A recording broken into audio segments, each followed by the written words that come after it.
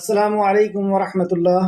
ان الحمد للہ نحمده ونستعینه ونستغفره ونعوذ باللہ من شرور انفسنا ومن سیئات اعمالنا من يهده الله فلا مضل له ومن يضلل فلا هادي له واشهد ان لا اله الا الله واشهد ان محمدا عبده ورسوله اما بعد فان خیر الحدیث کتاب اللہ وخیر الهدی هدی محمد صلی اللہ علیہ وآلہ آلہ وسلم وشر الامور محدثاتها وکل محدثۃ بدعہ وکل بدعۃ ضلالہ وکل ضلالۃ فی النار۔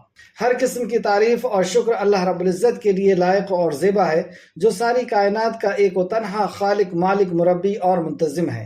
درود و سلام ہو انبیاء اکرام پر، خصوصاً نبی مکرم رحمت للعالمین امام الانبیاء محمد الرسول اللہ صلی اللہ علیہ وسلم پر اور آپ کے اصحاب پر۔ اللہم صلی علی محمد وعلی آل محمد کما صلیت علی ابراہیم وعلی آل ابراہیم انک حمید مجید۔ اللہم بارک علی محمد وعلی آل محمد کما بارکت علی ابراہیم وعلی آل ابراہیم انک حمید مجید۔ معزز سامعین کرام، آج انشاءاللہ سورہ حج کی آیت نمبر 30 سے کلاس رہے گی۔ اللہ رب العزت سے دعا ہے کہ اللہ رب العزت ہمیں صحیح معنوں میں قرآن مقدس کو سمجھنے، اس پہ غور فکر کرنے، اس پر ایمان لانے اور عمل کے ساتھ لوگوں تک پہنچانے کی توفیق عطا فرمائے، آمین۔ لفظی ترجمے کے اوپر غور کریں۔ آیت نمبر 30، اعوذ باللہ من الشیطان الرجیم، اے اللہ ہم تیری پناہ میں آتے ہیں شیطان سے۔ بسم اللہ الرحمن الرحیم، اللہ کے نام سے جو بڑا مہربان، بار بار رحم فرمانے والا ہے۔ ذالکا، یہ ہے یعنی یہ حکم ہے حج کے ارکان کے تعلق سے، پچھلی کلاس میں ہم نے پڑھا تھا آیت نمبر 29 میں، اسی کا آگے سلسلہ شروع ہے۔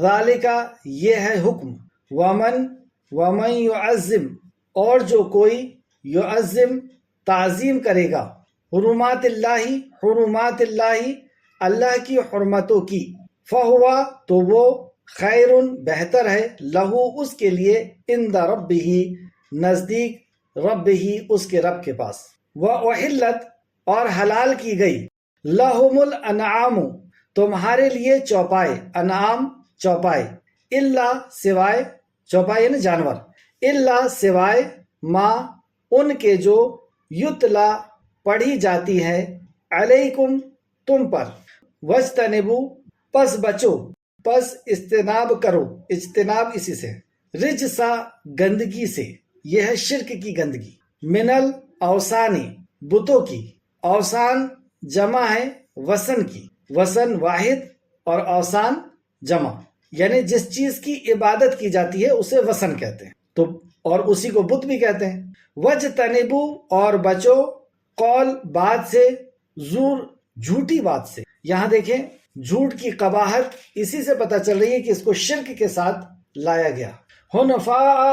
حنفاء، یکسو ہو کر کے، للہ، اللہ ہی کے لیے، غیر، نہ، مشرکین، شریک کرنے والے، بہی، ساتھ اس کے، حنفاء للہ، یعنی حنیف ہو جاؤ، سارے باطل معبود سے کٹ کر کے ایک اللہ کی عبادت کرنے والے ہو جاؤ، اور غیر مشرکین بہی، نہ مشرکین، شرک کرنے والے کے ساتھ، بہی، ساتھ اس کے، ومن یشرک، اور جو شرک کرے گا، باللہ، ساتھ اللہ کے ساتھ جو شریک کرے گا، شرک کرے گا، فلانما، تو گویا کہ وہ، خرّ، وہ گر پڑا، من السماء، آسمان سے، مثال دے کر کے اللہ سبحانہ وتعالیٰ سمجھا رہا ہے، فتخطفوہ، پھر اچک لیا ہے اسے، طیر، پرندے نے، یعنی جب آسمان سے کوئی چیز پھینکی جاتی ہے تو شکاری پرندے جو ہے اس کو اوپر سے ہی اچک لیتے ہیں، اسے نوچ لیتے ہیں، اسے کھا لیتے ہیں۔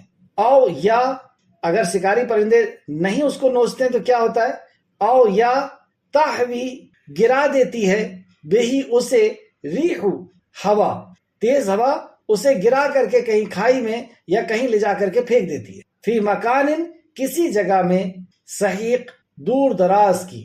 آئے تفسیر کی طرف، تفسیر ابن کثیر جلد نمبر 4 صفحہ نمبر 190۔ یہ حکم ہے، اور جو شخص اللہ کی حرمتوں کی تعظیم کرے تو یہ اس کے رب کے ہاں اس کے لیے بہت بہتر ہے۔ حرمت کی تعظیم سے مراد مناسک حج ہیں، یعنی حج کے ارکان۔ تو حج کرتے وقت ارکان کی حفاظت کرے اور سارے ارکان کو اس طرح جس طرح نبی کریم صلی اللہ علیہ وسلم نے سکھایا ہے، آپ کی سنت کے یعنی شریعت کے مطابق اس کو حل کرتا ہے، تو گویا کہ اس نے حرمتوں کی تعظیم کی۔ تو یہ حکم ہے، اور جو شخص اللہ کی حرمتوں کی تعظیم کرے، اللہ کی جو شریعت ہے، ارکان جو اللہ نے بتایا ہے، مناسک حج جو اللہ نے بتایا ہے اپنے نبی کے ذریعے سے، تو حرمت کی تعظیم کرے، تو یہ اس کے رب کے ہاں اس کے لیے بہت بہتر ہے، یعنی ایسا حج مبرور ہوگا، اور اللہ رب العزت اسے بہت بڑا اجر دے گا، جیسے ہم نے پیچھے آیت حدیث میں پڑھا کہ نبی کریم صلی اللہ علیہ وسلم نے فرمایا کہ حج مبرور کا بدلہ جنت ہے، اور جنت کے سوا کچھ نہیں۔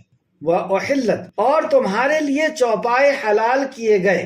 چوپائے بولتے ہیں ان جانوروں کو جو گھر میں پالے جاتے ہیں، جیسے اونٹ ہے اور گائے، بکریاں وغیرہ، بھیڑ وغیرہ، تو ان کو چوپائے کہتے ہیں۔ اور تمہارے لیے چوپائے حلال کیے گئے سوائے ان کے۔ اب یہ جو حلال جانور ہے یہ بھی کبھی حرام ہو جاتے ہیں، کیونکہ اللہ فرماتا ہے سوائے ان کے جو تم پر پڑھے جا چکے ہیں، جو اس کے پہلے تم پر پڑھے جا چکے ہیں، اس کے پہلے جو نازل کیا جا چکا ہے۔ تو وہ کہاں پہ ہے؟ سورہ مائدہ آیت نمبر 3 میں، اور سورہ مائدہ آیت نمبر 103 میں۔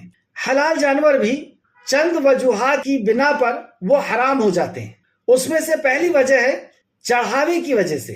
غیر اللہ کو اگر کوئی چڑھاوا چڑھا دے جانور کا، تو وہ جانور حلال ہونے کے باوجود بھی حرام ہو جاتا ہے، کیونکہ اللہ کے غیر کو اس کو چڑھا دیا گیا، کسی فرشتے کو یا کسی انسان کو یا کسی جنات کو یا کسی کو بھی اگر وہ چڑھاوا چڑھا دیا گیا ہے اللہ کے علاوہ، تو وہ حرام ہو جائے گا۔ دوسرا، موت کی وجہ سے، وہ خود کی موت مر گیا، گر کر کے مر گیا، پھانسی لگ کر کے مر گیا، یعنی اس کو ذبح نہیں کیا گیا، تو بھی حرام ہو جائے گا۔ تیسرا، پلیتی کی وجہ سے، یعنی جیسے خنزیر وغیرہ، سور وغیرہ کا گوشت، اور اسی طریقے سے غیر اللہ کے نام پر ذبح کیا ہوا، جیسے ہم جب ذبح کرتے ہیں تو بسم اللہ اللہ اکبر کہہ کے کرتے ہیں، تو غیر اللہ کے نام سے ذبح کیا ہوا یعنی۔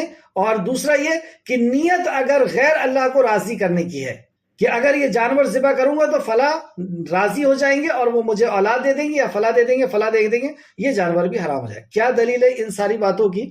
تو دیکھیں سورہ مائدہ آیت نمبر 103، اللہ سبحانہ تعالیٰ فرماتا ہے اللہ نے نہ تو کسی کو بحیرہ بنایا، اور نہ سائبہ، اور نہ وسیلہ، اور نہ حام۔ یہ مشرکین مکہ کے وہ جانور تھے جن کو یہ کان کاٹ کر کے یا نام رکھ کر کے اور چھوڑ دیا کرتے تھے اپنے بتوں کے نام سے، اپنے باطل معبودوں کے نام سے۔ کیوں چھوڑ دیا کرتے تھے؟ کیونکہ ان کے اندر کوئی خاص خوبی دیکھتے تھے کہ یہ اونٹ نے 5 بار لگاتار اونٹنی کو ہی جنم دیا ہے، یا اس اونٹ سے ہر بار اونٹنی نے بچے کی صلاحیت پیدا کی ہے، یا اس طریقے سے کوئی خرق عادت چیز دیکھتے، یعنی کوئی ایکسٹرا آرڈنری کوئی خوبی کسی جانور میں دیکھتے، تو اس جانور کو کسی بت کے نام پر چھوڑ دیتے تھے کہ اب اس کا کوئی دودھ نہیں پیے گا، اب اس کو ذبح نہیں کیا جائے گا، اب یہ ہل نہیں چلائے گا کھیتی میں، اور اس طریقے سے اس کو چھوڑ دیتے تھے کہ یہ فلاں کے نام سے چھوڑا گیا ہے، یعنی یہ چڑھاوا تھا ایک طریقے کا اپنے آستانوں کے لیے، اپنے بتوں کے لیے۔ تو اللہ رب العزت نے اسے حرام کہا۔ یہاں پر جو بیان کیا گیا سوائے ان کے جو تم پر تلاوت کیے جا چکے ہیں، یعنی مردار خون اور خنزیر کے گوشت کہ جو تمہارے لیے حرام قرار دیے گئے ہیں، سورہ مائدہ آیت نمبر 3۔ اور وہ جانور جس پر اللہ کے سوا کسی اور کا نام پکارا گیا ہو، اللہ کے سوا کسی اور کا نام اگر کسی جانور کو ذبح کرتے ہوئے پکارا گیا ہے تو وہ بھی حرام ہے۔ اور جو جانور گلا گھونٹ کر مر جائے، یعنی وہ دوڑتے ہوئے جا رہا تھا اور تار سے وہ پھنس گیا اور اس کا گلا گھٹ گیا، تو یہ گلا گھٹ کر کے مرا ہے، اس کا بھی یہ بھی حرام ہو گیا۔ اور جو چوٹ لگ کر کے مرا ہے، اوپر سے گر گیا اور گرنے کی وجہ سے وہ مر گیا، تو بھی وہ حرام ہے۔ اور جو گر کر مر جائے، اور جو سینگ لگ کر کے مر جائے، سینگ لگ کر کے مر گیا ہے تو بھی وہ حرام ہے۔ اور جو جانور بھی جس کے درندے پھاڑ کر کھا جائیں، پھاڑ دیں یعنی درندے نے اس کا شکار کیا ہے، کسی شیر وغیرہ نے، اور اس کو پھاڑ دیا، تو یہ بھی تمہارے لیے حرام ہے، مگر جس کو تم مرنے سے پہلے ذبح کر لو۔ اگر اس کو جانور نے پکڑا ہے لیکن مرنے سے پہلے اگر تم نے اس کو ذبح کر دیا تو وہ حلال ہے۔ اور وہ جانور بھی جو تھان پر ذبح کیے جائیں، تھان پر یعنی آستانوں پر ذبح کیے جائیں، کسی کے بت کے نام سے یا کسی کے بت کو راضی کرنے کے لیے کہ وہ راضی ہو جائے گا اور ہمیں اولاد ہو جائے گی یا ہماری فصلیں اچھی ہو جائے گی یا ہمارے یہاں نکاح ہو جائے گا، یہ آستانوں پر بھی جو ذبح کیا گیا ہے یہ بھی تمہارے حرام ہے۔ کس نے حرام کیا؟ اللہ سبحانہ تعالیٰ نے۔ سورہ مائدہ آیت نمبر 3 اور سورہ مائدہ آیت نمبر 103۔ آیت پہ واپس آئیں۔ لہٰذا تم بتوں کی گندگی سے بچو اور جھوٹی باتوں سے بچو۔ آیت نمبر 30 کا آخری حصہ، فَاجْتَنِبُوا، بس تم اجتناب کرو، رجسا من الاوثان، بتوں کی گندگی سے۔ اوثان جمع ہے وثن کی۔ وثن یعنی انسانوں کے ان مجسموں کو کہتے ہیں جن کی عبادت کی جائے، لیکن در حقیقت اس کا اطلاق ہر اس چیز پر ہوتا ہے جس کی پوجا کی جائے، جس کی عبادت کی جائے، یعنی بتوں کو ہرگز نہ پوجو، یہ شرک ہے اور شرک سے بڑا کوئی گناہ نہیں، جیسا کہ ارشاد باری تعالیٰ ہے انما تعبدون من دون اللہ اوثان۔ یہاں پر بھی اوثان کا لفظ استعمال ہوا ہے، سورہ عنکبوت آیت نمبر 17۔ تم اللہ کے سوا چند بتوں ہی کی تو عبادت کرتے ہو اور تم سراسر جھوٹ گڑتے ہو۔ تم اللہ کے سوا چند بتوں ہی کی، یہاں پہ اوثان کو بت کہا، سوا چند بتوں ہی کی تو عبادت کرتے ہو اور تم سراسر جھوٹ گڑتے ہو۔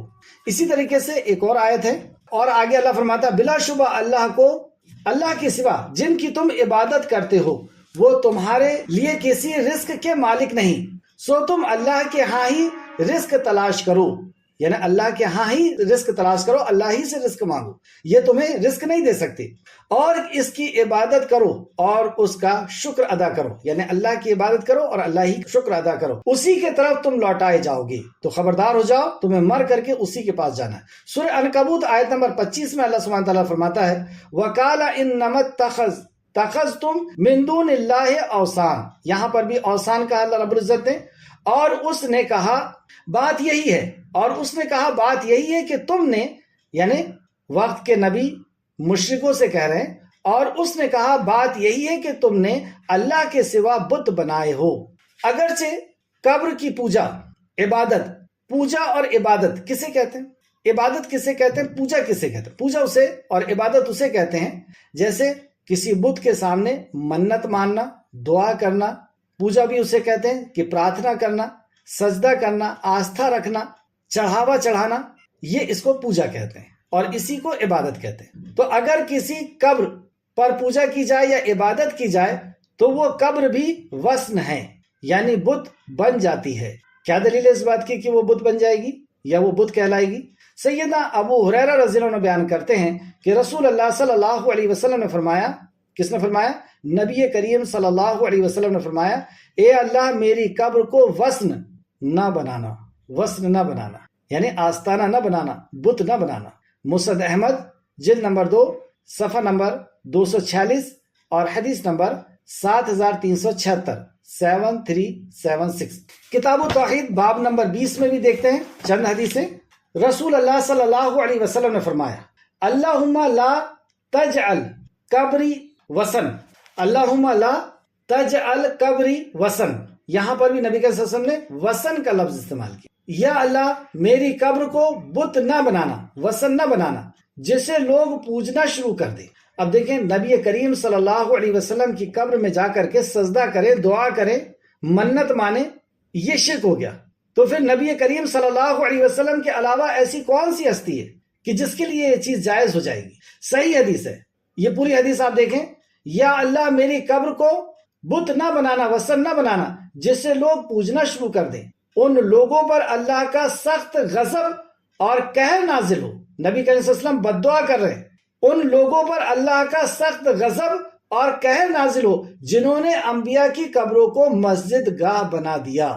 مسجد گاہ یعنی مسجد کہتے ہیں اس جگہ کو جہاں عبادت کی جاتی ہے، جہاں سجدہ کیا جاتا ہے، جہاں دعا کی جاتی ہے، جہاں منت کی جاتی ہے، جہاں پر اعتکاف کیا جاتا ہے، اس جگہ کو مسجد کہتے ہیں۔ تو انہوں نے نبی مکرم صلی اللہ علیہ وسلم دعا کر رہے ہیں، پھر سے حدیث دیکھیں، یا اللہ میری قبر کو بت نہ بنانا، وثن نہ بنانا جسے لوگ پوجنا شروع کر دیں، ان لوگوں پر اللہ کا سخت غضب اور قہر نازل ہو جنہوں نے انبیاء کی قبروں کو سجدہ گاہ بنا لیا۔ مصنف ابن ابی شیبہ جلد نمبر 3 صفحہ نمبر 354، اور موطا امام مالک صفحہ نمبر 261، 261۔ ایک اور حدیث سورہ نجم میں اللہ سبحانہ تعالیٰ فرماتا ہے، ابن جریر نے اس آیت کی تفسیر میں مجاہد کا قول نقل کیا ہے، مجاہد رحمۃ اللہ علیہ کا قول نقل کیا ہے سورہ نجم کی آیت نمبر 19 کی تفسیر میں۔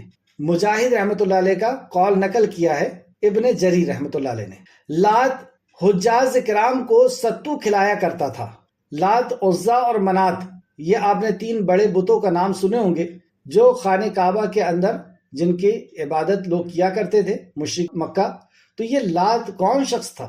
یہ ایسا شخص تھا جو حاجیوں کی خدمت کرتا تھا، انہیں پانی پلاتا تھا، انہیں ستو کھلاتا تھا اور ان کے رہنے سہنے کا انتظام کرتا تھا۔ تو لات حجاج کرام کو، حاجیوں کو ستو کھلایا پلایا کرتا تھا، اور اس کی وفات کے بعد لوگ اس کی قبر کے مجاور بن کر کے بیٹھ گئے، مطلب وہاں پر ہی دعا کرنے لگے۔ ابن عباس رحمۃ اللہ علیہ سے بیان کیا گیا ہے کہ لات حجاج کرام کو ستو گھول کر پلایا کرتا تھا۔ یہ بھی ابن عباس رضی اللہ عنہ سے بھی روایت ہے۔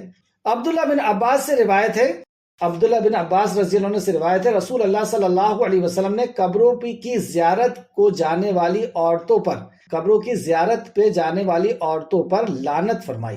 کس نے لعنت فرمائی؟ رسول اللہ صلی اللہ علیہ وسلم۔ اور ان لوگوں کو بھی ملعون قرار دیا جو قبر پر مساجد بناتے اور چراغاں کرتے ہیں، جو مسجدوں پر، جو مزاروں پر یا قبروں پر چراغاں وغیرہ کرتے ہیں۔ اس حدیث کو پھر سے دیکھیں، پہلے اس کا نمبر لکھیں۔ سنن ابو داؤد حدیث نمبر 3236، سنن ابو داؤد 3236، ترمذی حدیث نمبر 320، نسائی حدیث نمبر 2045، 3 جگہ سے میں نے آپ کو بتایا اور تینوں صحیح۔ رسول اللہ صلی اللہ علیہ وسلم نے قبروں کی زیارت کو جانے والی عورتوں پر لعنت فرمائی۔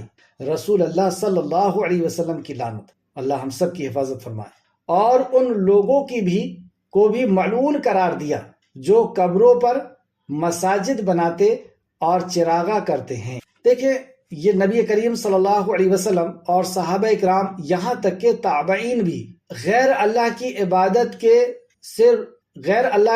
عبادت کے طرف جانے سے یا کسی چیز کے شرک ہونے سے کس طرح سے بچاتے تھے۔ یہ ایک واقعہ دیکھیں آپ، ابن اسحاق نے اپنی مغازی میں ذکر کیا ہے۔ خالد بن دیندار کہتے ہیں ہم سے عالیہ نے نقل کیا، جو تابعی ہیں۔ عالیہ کون ہے؟ تابعی ہیں، یعنی صحابی کے شاگرد، صحابی کے ہاتھ پر جنہوں نے اسلام قبول کیا اور آپ کی اچھی طریقے سے اتباع کی، اور پھر اسلام پہ ہی جن کی وفات ہوئی، ان کو تابعین کہتے ہیں۔ تو یہ تابعین ہے، عالیہ نے نقل کیا، کہتے ہیں جب ہم نے تستر فتح کیا، فارس کی حکومت کے اندر ایک چھوٹا سا شہر تھا۔ فارس کی حکومت کے اندر روس اور فارس جو ہے وہ فتح کیے تھے عمر فاروق کے دور میں۔ تو عمر فاروق کے دور میں جو جنگ کے لیے صحابہ گئے تھے اس میں تابعین تھے، اور عالیہ یہ پورے واقعے کو بیان کرتے ہیں، جو تابعین ہیں۔ کہتے ہیں کہ جب ہم نے تستر فتح کیا، فارس کی حکومت کا ایک چھوٹا شہر، اور جب وہ فتح ہوا تو وہاں پہ ہم نے بیت المال میں دیکھا، یعنی بادشاہ کے خزانے میں دیکھا کہ ایک جسم رکھا ہوا ہے، اور اس کے سرانے میں اور اس کے پیر کے پاس 2 صحیفے رکھے ہوئے، ایک جسم اطہر رکھا ہوا ہے اور سرانے اور پیر کے پاس صحیفے رکھے گئے۔ اس صحیفوں کو ہم نے اٹھا کر کے اور امیر المومنین عمر بن خطاب رضی اللہ عنہ کو بھیج دیا۔ عمر بن خطاب رضی اللہ عنہ نے کہا، عمر بن خطاب رضی اللہ عنہ نے قاب احبار کو بلایا۔ قاب احبار کون؟ جو یہودی عالم ہے۔ کیوں بلایا؟ اس صحیفوں کو پڑھنے کے لیے۔ تو یہودی عالم آئے اور ان صحیفوں کو پڑھا انہوں نے، اور بتایا دانیال نبی کا یہ جسم ہے، کیونکہ انبیاء علیہ السلام کے جسم کو مٹی نقصان نہیں پہنچا سکتی، کوئی چیز نقصان نہیں پہنچا سکتی۔ انبیاء علیہ السلام کی جیسا جسم رہتا ہے وہ ویسا کی ویسا ہی رہتا ہے، اسے کوئی چیز نقصان نہیں پہنچاتی۔ اور یہ دانیال نبی کا جو جسم تھا یہ 300 سال سے تھا اس خزانے کے اندر، تو دانیال نبی کا جسم تھا۔ عمر فاروق نے کہا کہ یہ لوگ اس سے کیا کرتے تھے؟ تو اس میں بتایا گیا کہ یہ لوگ جب قحط ہوتا تھا، یعنی سوکھا پڑتا تھا، تو اس جسم اطہر کو لے کر کے جاتے تھے اور میدان کے اندر جا کر کے اللہ سے رو رو کر کے دعا کرتے تھے، گویا کہ اس کو وسیلہ بناتے تھے، سبب بناتے تھے بارش کے ہونے کا، اور بارش نازل ہو جاتی تھی۔ عمر فاروق نے فوج سے پوچھا تم نے کیا کیا، یعنی اس جسم کے ساتھ تم نے کیا کیا، اور وہ جسم کب سے تھا؟ تو کہا 300 سال سے تھا۔ آپ عمر فاروق نے پوچھا کیا اس جسم میں کوئی فرق آیا؟ کہا کہ کوئی فرق نہیں آیا۔ عمر فاروق پوچھتے ہیں آپ نے کیا کیا بتائیں؟ صحابی تو صحابی، تابعین جو صحابی کے شاگرد ہیں، ان کی فراست، ان کی دور اندیشی اور ان کا دین میں شرک کو روکنا بتاتے ہیں کہ ہم نے 13 قبریں کھودی اور ایک جیسی قبریں کھودی دن میں، یہ کام ہم نے دن میں کیا، اور سب نے دیکھا کہ 13 قبریں کھودی جا رہی، اور جب رات ہوئی اور سب ہٹ گئے تو اس میں سے ایک قبر میں ہم نے دانیال نبی کی جسم اطہر کو دفن کر دیا اور ساری قبروں کو ایک جیسا کر دیا۔ صبح یہ نہ پہچان سکے کہ کون سی قبر میں ہیں اور وہاں پہ شرک نہ کر سکے۔ ابن قیم رحمۃ اللہ علیہ فرماتے ہیں کہ صحابہ اور تابعین نے امت کو فتنے سے کس طرح بچا لیا، کیونکہ ایک فتنہ تھا، آزمائش تھی کہ اب اس جسم کے ساتھ تم کیا کرتے ہو؟ اللہ کا حق دیتے ہو، سجدہ اللہ کو کرنا چاہیے، مراد اللہ سے مانگنی چاہیے، دعا اللہ سے کرنا چاہیے، تو تم کیا کرتے ہو؟ یہ آزمائش تھی۔ تو ابن قیم رحمۃ اللہ علیہ فرماتے ہیں کہ صحابہ نے اور تابعین نے امت کو فتنے سے بچا لیا۔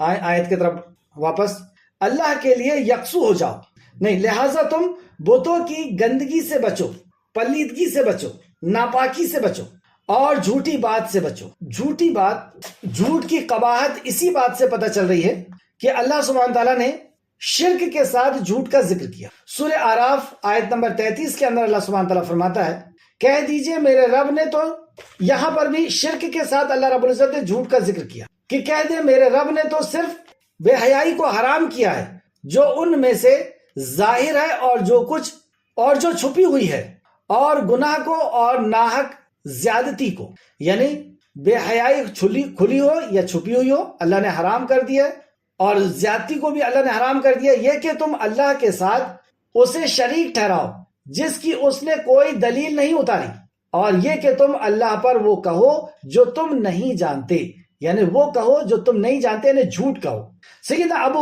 سیدنا ابو بکر رضی اللہ عنہ بیان کرتے ہیں رسول اللہ صلی اللہ علیہ وسلم نے فرمایا کیا میں تم کو کبیرہ گناہوں میں سے بڑا گناہ نہ بتاؤں؟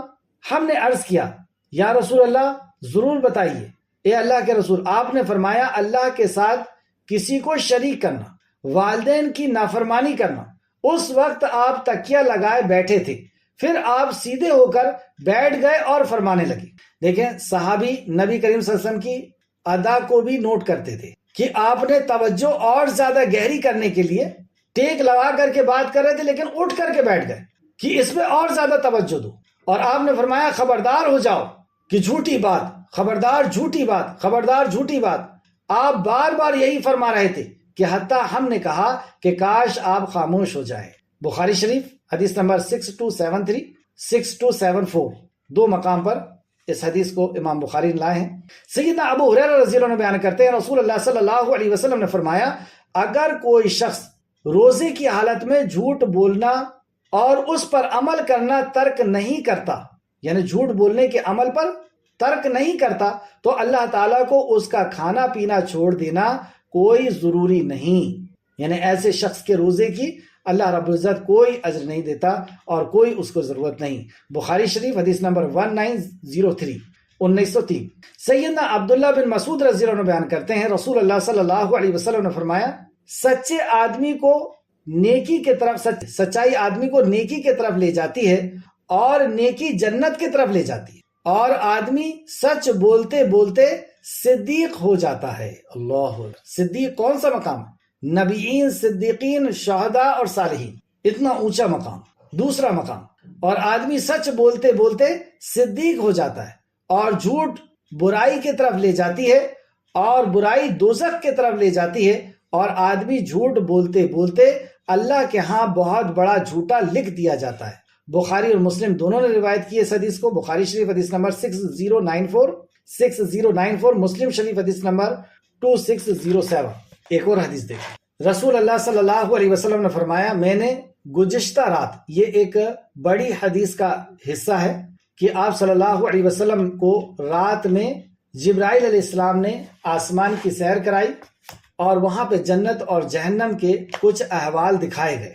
تو میں نے گزشتہ رات، پچھلی رات، خواب میں دیکھا کہ 2 فرشتے میرے پاس آئے.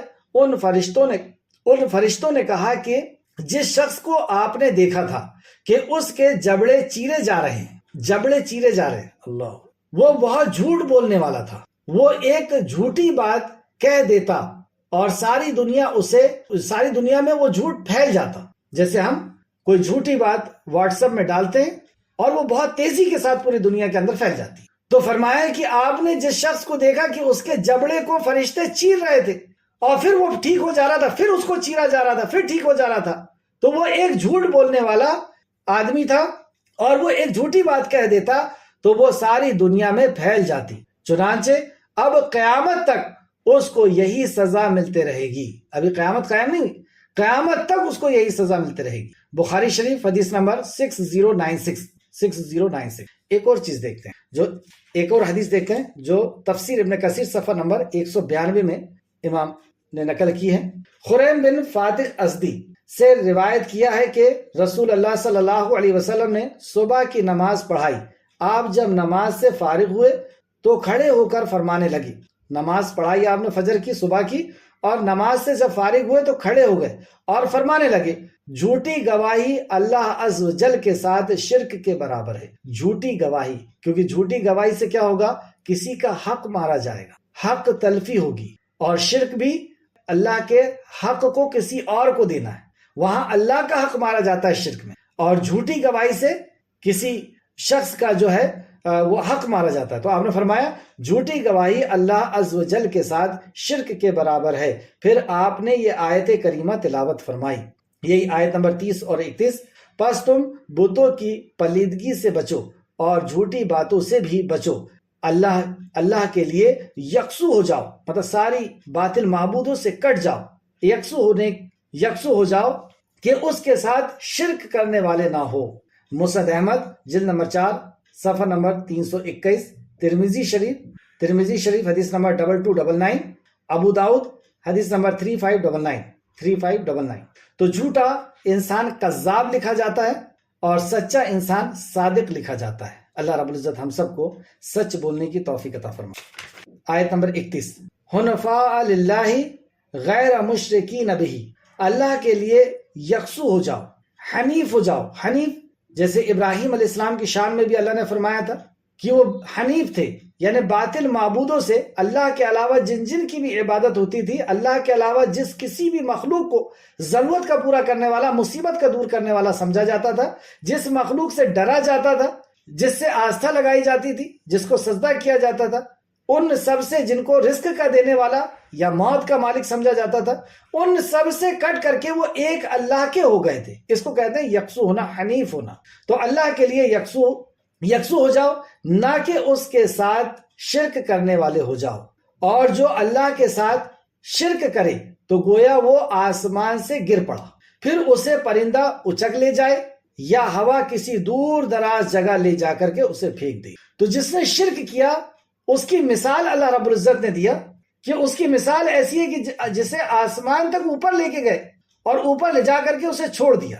تو جب کسی کو اوپر لے جا کے چھوڑ دیا جائے گا تو 2 حالت اس کے ساتھ ہوں گی. یا تو اس کو شکاری پرندے اسے نوچ کر کے اوپر کی اوپر کھانا شروع کر دیں گے، اور کچھ بچ گیا اس میں سے تو ہوا اس کو ادھر ادھر اڑاتے ہوئے اور کدھر کھائی میں یا کسی ایسی جگہ میں لے جا کر کے اسے پھینک دے گی. نبی کریم صلی اللہ علیہ وسلم نے فرمایا جب انسان کی روح قبض ہوتی ہے تو جو نیک شخص ہے، فرشتے جب اس کو لے کر کے جاتے ہیں، اس کو جنت کا لباس پہنایا جاتا ہے، یعنی کفن پہنایا جاتا ہے، اور اس کے پاس سے ایسی خوشبو نکلتی ہے کہ جو خوشبو دنیا میں کسی نے نہیں سونگھی. اور فرشتے اسے اوپر لے کر کے چلتے ہیں تو دوسرے فرشتے پوچھتے ہیں یہ کون ہے؟ یہ پاکیزہ جسم. تو فرشتے بتاتے ہیں کہ یہ پاکیزہ روح، پاکیزہ جسم سے آ رہی ہے، اور یہ فلاں بن فلاں ہے، اس کے اور اس کے والد کے نام کے ساتھ اس کو پکارا جاتا ہے. اور اس طریقے سے فرشتے آسمان کے اس سے پوچھتے جاتے ہیں اور اس کا استقبال ہوتے جاتا ہے، اور وہ روح آسمان تک پہنچتی ہے، پہلے آسمان کو پہنچتی ہے، اور فرشتہ اس سے پوچھتا ہے.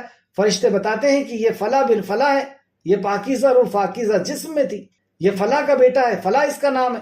تو اس کے لیے پہلا آسمان کا دروازہ کھلتا ہے، پھر دوسرا، پھر تیسرا، پھر چوتھا، اور 7ویں آسمان کے اوپر ہم سب جانتے ہیں کہ علیین ہے، وہ مقام جو برزخ کا مقام ہے، جہاں پر نیک لوگوں کی روحوں کو درج کیا جاتا ہے، نیک لوگوں کی روحوں کو نوٹ کیا جاتا ہے۔ اور جو یہ بدتمیز انسان ہے، مشرک ہے، یہ مشرک کی جب روح قبض کی جاتی ہے تو اس کو ٹاٹ کا ایک پیون یا جو ہے لباس اس کو پہنایا جاتا ہے، کفن پہنایا جاتا ہے، اور اس میں سے ایسی بدبو نکلتی ہے جیسے سڑے ہوئے انسان یا جانور کی بدبو ہوتی ہے، ایسی سخت ترین بدبو اس میں سے نکلتی ہے۔ اور فرشتے پوچھتے ہیں یہ کون ملعون ہے، اور برے القاب سے اسے نوازتے ہیں اور کہتے ہیں، پھر وہ بتاتا ہے یہ فلاں بن فلاں ہے، فلاں کا بیٹا ہے یہ، اور یہ ناپاک روح ناپاک جسم کے اندر تھی، پلید جس کو یہاں پہ اللہ نے کہا۔ اسے آسمان تک لے جایا جاتا ہے اسی انداز میں، اور پہلا آسمان کھولا نہیں جاتا۔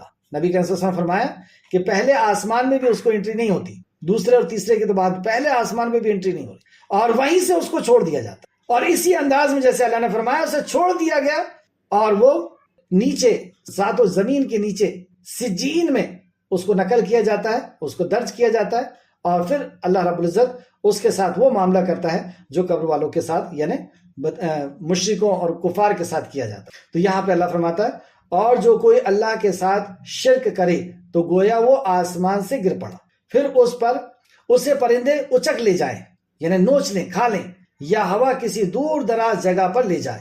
دوسری مثال اسی طریقے سے ایک اور مثال بھی اللہ نے سورہ انعام آیت نمبر 71 کے اندر دیا۔ سورہ انعام آیت نمبر 71 دیکھیں، اے نبی کہہ دیجئے کیا ہم اللہ کے سوا ایسی چیزوں کو پکارے جو نہ ہمارا بھلا کر سکے اور نہ ہمارا اور جو نہ ہمیں کوئی برا پہنچا سکے، اور جب اللہ نے ہم کو سیدھا راستہ دکھا دیا تو کیا اس کے بعد ہم الٹے پاؤں پھر جائیں؟ آیت پہ ایک بار پھر سے غور کریں، اے نبی کہہ دیجئے کیا ہم اللہ کے سوا ایسی چیزوں کو پکارے جو نہ ہمارا بھلا کر سکے اور نہ برا۔ اللہ کے علاوہ جو بھی ہے، کوئی فرشتے ہیں، انسان ہیں، جنات ہیں، اللہ کے علاوہ کوئی بھی کوئی فائدہ نہیں پہنچا سکتا۔ یہ یہاں پہ کہا کہ کیا ہم اللہ کے سوا ایسی چیزوں کو پکارے، یعنی ہر چیز اللہ کے سوا ہے، اللہ کی مخلوق ہے، اللہ نے اسے پیدا کیا، وہ پیدا ہونے کے لیے بھی محتاج، پیدا رہنے کے لیے بھی محتاج، اور اپنی ضرورت کو پورا کرنے کے لیے بھی محتاج، تو وہ نہ کوئی بھلا کر سکتی ہے نہ برا کر سکتی۔ اور جب اللہ نے ہمیں سیدھا راستہ دکھا دیا یعنی وحی پہنچا دیا، اس کے بعد ہم الٹے پاؤں پھر جائیں، پھر ہماری ایسی مثال ہے جیسے کسی کو جنات نے جنگل میں بھلا دیا ہو اور وہ حیران اور پریشان گھوم رہا ہے۔ اس کی مثال ایسی ہے کہ شیطان نے اسے چھو کر کے چھوڑ دیا اور وہ جنگل میں حیران اور پریشان وہ گھوم رہا ہے۔ آپ سوچیں جنگل میں کوئی جب گم جاتا ہے تو اس کی کیا حالت ہوتی ہے؟ کبھی درندوں کا اسے ڈر ہے، رات کی تاریکی کا ڈر ہے، بھوک اور پیاس کا ڈر ہے، تو جنگل میں لے جا کر کے شیطان نے اسے چھوڑ دیا۔ یہ ہے مشرک۔ آگے فرمائیں اس کے کچھ رفیق ہوں، یہاں پر اس کے کچھ رفیق بھی ہوں، اس کے کچھ دوست بھی ہوں جو اسے راستے کی طرف بلا رہے ہیں کہ ہمارے پاس چلا، یعنی کچھ توحید پرست ہے جو اس کو اپنے راستے کی طرف بلا رہے ہیں کہ ہمارے پاس چلا۔ کہہ دیجئے راستہ تو وہی ہے جو اللہ نے بتایا ہے، اور ہمیں تو یہ حکم ملا ہے کہ ہم اللہ رب العالمین کے فرما بردار ہیں، ہم اللہ رب العالمین کے فرما بردار۔ تو یہاں پہ ایک ہنٹ بھی دی گئی کہ اسے کچھ لوگ بلا رہے ہیں، تو کیا کرنا چاہیے؟ اسے آ جانا چاہیے، صراط مستقیم پہ آ جانا چاہیے، اور اپنی اس روش سے، اس حرکت سے توبہ کر لینا چاہیے۔ آج کی کلاس کی آخری 2 آیتیں، یہی حکم ہے، اور جو شخص اللہ کی عظمت کی نشانیوں کی تعظیم کرے، اللہ کی عظمت کی نشانیوں کی تعظیم کرے تو بلا شبہ، یعنی اس کی عزت کرے تو بلا شبہ یہ دلوں کی پرہیزگاری ہے۔ سورہ مائدہ آیت نمبر 2 میں بھی اللہ سبحانہ تعالیٰ نے اس تعلق سے فرمایا ہے، اے لوگوں جو ایمان لائے ہو، نہ اللہ کی نشانیوں کی بے حرمتی کرو، اور نہ حرمت والے مہینے کی، اور نہ حرم کی قربانی کی، اور نہ اس طریقے سے یعنی حرمت والے مہینے کی، حرم کی، اور حرم کے طرف لے جائے جانے والے جانوروں کی۔ تو یہاں سے مراد وہی جانور ہیں جو اللہ کے نام پر ذبح کرنے کے لیے رکھے جاتے ہیں۔ ابن عباس رضی اللہ عنہ سے روایت کیا ہے کہ ان جانوروں کی تعظیم یہ ہے کہ انہیں موٹا کیا جائے اور اسے خوشنما بنایا جائے، خوبصورت بنایا جائے۔ یعنی اچھے سے اس کو کھلائیں گے تو وہ ظاہر سی بات ہے کہ وہ تندرست بھی ہوگا، اور تندرست ہوگا تو خوبصورت ہوگا۔ یہ اس کی تعظیم ہے، یعنی وہ جانور جو اللہ کے نام پر قربان ہونے کے لیے رکھے گئے ہیں ان کی تعظیم کرنا، یعنی انہیں اچھے سے کھلانا پلانا۔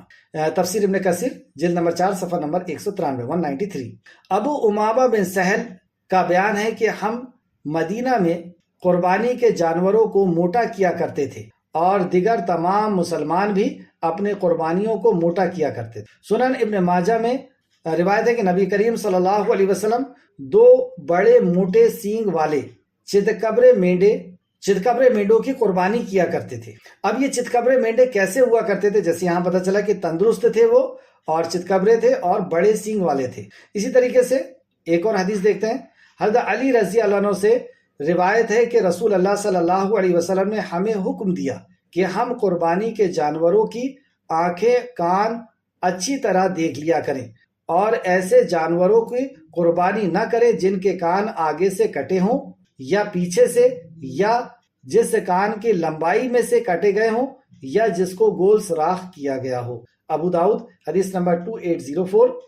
مسند احمد میں بھی یہ حدیث ہے۔ ایک اور حدیث دیکھیں کہ نبی کریم صلی اللہ علیہ وسلم 2 بڑے موٹے سینگ والے چتکبرے خسی مینڈوں کی قربانی کیا کرتے تھے، خسی۔ ایک اور حدیث میں ہم دیکھتے ہیں کہ ایسے جانور نہ ہو جو عیب والے ہوں، تو خسی سے بڑا عیب اور کیا ہو سکتا ہے؟